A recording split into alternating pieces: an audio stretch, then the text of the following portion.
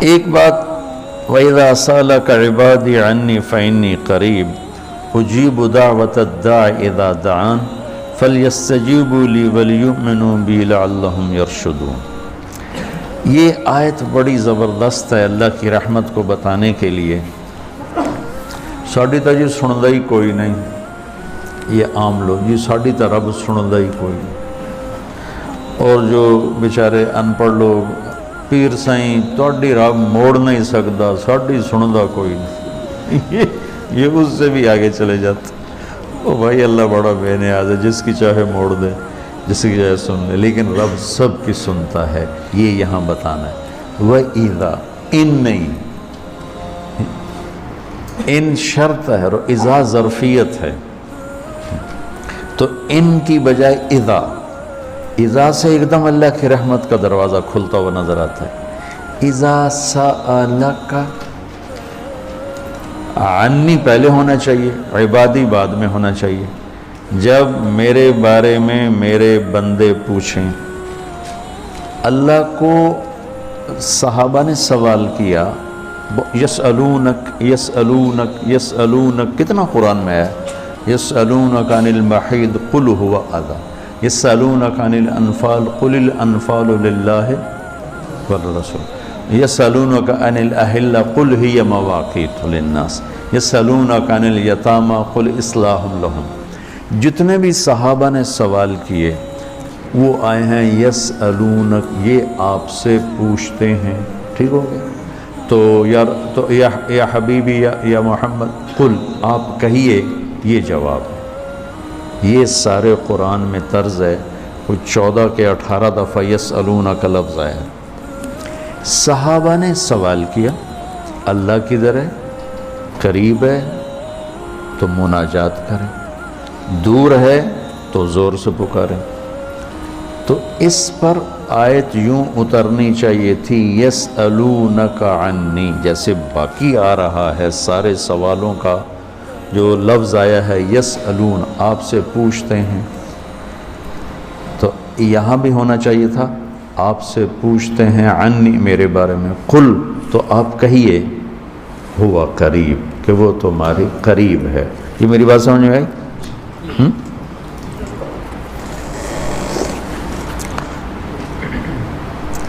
یہاں اللہ تعالیٰ نے وَإِذَا سَأَلَكَ، یسألون کا مطلب ہے کہ ابھی یہ جواب ہے، بعد میں بدل سکتا ہے۔ یسألونک عن کذا قل ہوا، تو یسألونک اور قل ہوا میں حتمی نہیں ہے، ابھی یہ بات ہے، کل کو بدل بھی سکتی ہے۔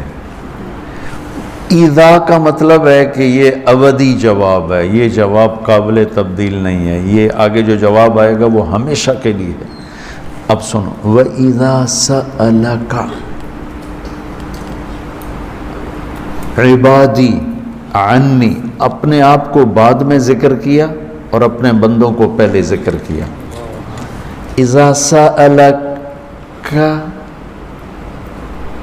الناس المؤمنون، یہ آ سکتا ہے نا، العباد، اذا سألک العباد، کیا کہا عبادی، اللہ کو یہ سوال اتنا پسند آیا، اللہ کہ تم تو ہو ہی میرے بندے، میرے بارے میں اپنے آپ کو بعد میں ذکر کیا اور عبادی کو پہلے ذکر کیا۔ اب میں ایک مثال دیتا ہوں، آگے جو فإنی قریب، میں پوچھتا ہوں مولوی شاہد صاحب سے کہ مولوی عدنان کدھر ہیں،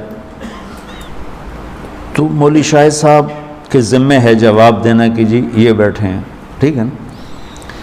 میں پوچھتا ہوں مولوی شاہد، مولوی عدنان کدھر ہیں، تو مولوی شاہد کے جواب دینے سے پہلے مولوی عدنان کہ جی میں ہوں، کوئی فرق ہوگا؟ مجھے سمجھ میں نہیں آ رہا، شیخ رمزی واضح کرے تو کرے، مجھے سمجھ میں نہیں آ رہا کہ میں اس کو واضح کیسے کروں کہ اللہ کے نبی سے صحابہ پوچھ رہے ہیں رب کے بارے میں بتائیں، تو اللہ تعالیٰ اس کو یوں لا کر کہتا ہے کہ یہ آپ سے میرے بارے میں پوچھیں تو میرے نبی آپ ہٹ جائیں، میں جواب دیتا ہوں، میں ہوں، تمہارے ساتھ ہوں، تمہارے پاس ہوں، شہرک سے زیادہ قریب ہوں، تمہارے ساتھ ہوں۔ تو کیسے کہتے ہو کہ میں تمہاری سنتا نہیں؟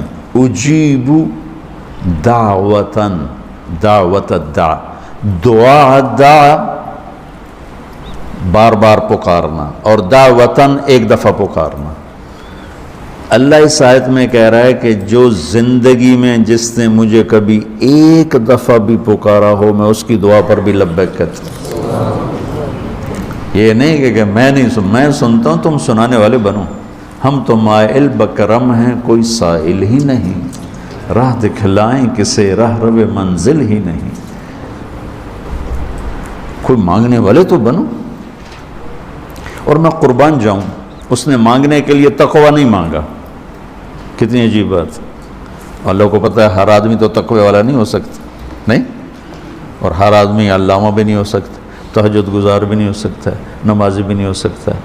ایک کام ہر آدمی کر سکتا، اللہ نے وہ لگا دے۔ مسلمان ہونا بھی نہیں لگایا، مسلمان ہونا بھی، ہندوؤں کو کوئی اور رب دے گا، ان کو تو اللہ ہی دے گا۔ تو میں قربان جاؤں، کہتا امن یجیب المضطر اذا دعاہ، بس مجھے آنسو بہا کے دکھا دے، پھر تو ہندو ہے، سکھ ہے، مسلم ہے، عیسائی ہے، آ جاؤں گا، میں آ جاؤں گا۔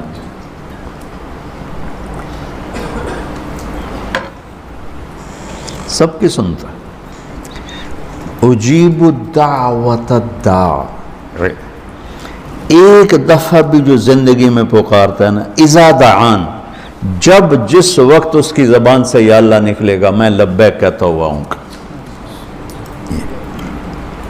تو اس آیت میں بڑی تسلی اللہ نے دی ہے، بڑی تسلی دی ہے کہ اللہ کو پکارو، اللہ سے، صرف اللہ سے مانگو، صرف اللہ سے مانگو۔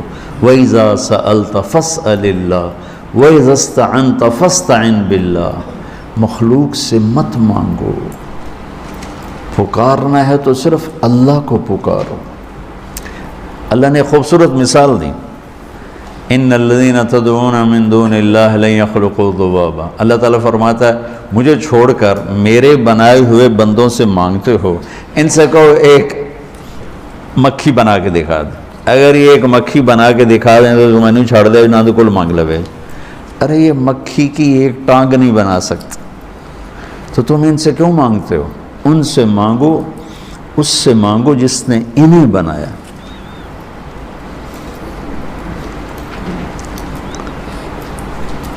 تو اس آیت میں اللہ نے بڑی تسلی دی ہے کہ تم مانگنے والے رو دھو کے میرے سامنے رونا سیکھ لو، کر دوں گا، مضطر بن کے دکھا دو۔ جیسے ہمارے یہاں دعائیں مانگی جاتی ہیں، ہاتھ ادھر ہوتے ہیں اور گا گا کے ربنا آتنا، یہ دعا ہے؟ یہ تو دعا کا مذاق ہے، اس کو دعا کہتے ہیں۔ اور پیچھے نمازیوں کو کوئی ہوش نہیں ہوتا کہ مولوی صاحب کیا دعا مانگ رہے ہیں۔ دعا تو ایک پکار، ایک فریاد ہے، عرش کو ہلا دے اگر کوئی تڑپ کے اللہ کو دکھا دے تو۔ اس کے بعد ایک بڑی خوبصورت بات آئی ہے، وہ بتانا چاہتا ہوں۔ احل لکم لیلۃ الصیام الرفث الی نسائکم ہن لباس لکم وانتم لباس لہن۔ بس یہ بتانا اتنی بڑی خیر کا ہے، اتنی بڑی سبحان اللہ۔